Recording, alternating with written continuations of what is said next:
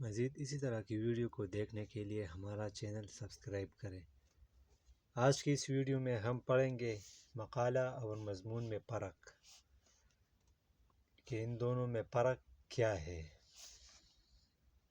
مضمون اور مقالہ در حقیقت ایک صنف کے دو روپ ہیں۔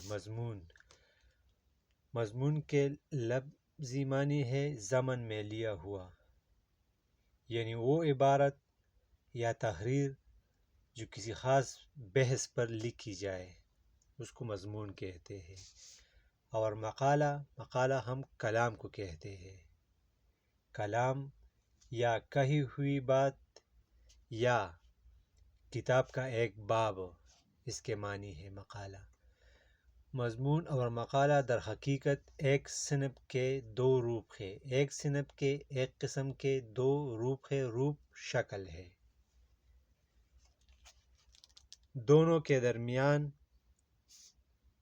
فرق صرف یہ ہے کہ مضمون قدر مختصر ہوتا ہے، اس کا تاثرات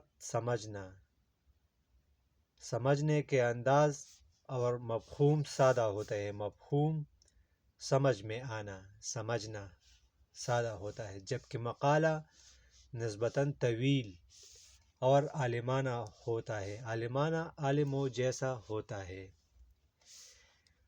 مقالہ میں مضمون کی نسبت زیادہ گہرائی ہوتی ہے اور وہ زیادہ ٹھوس ہوتا ہے۔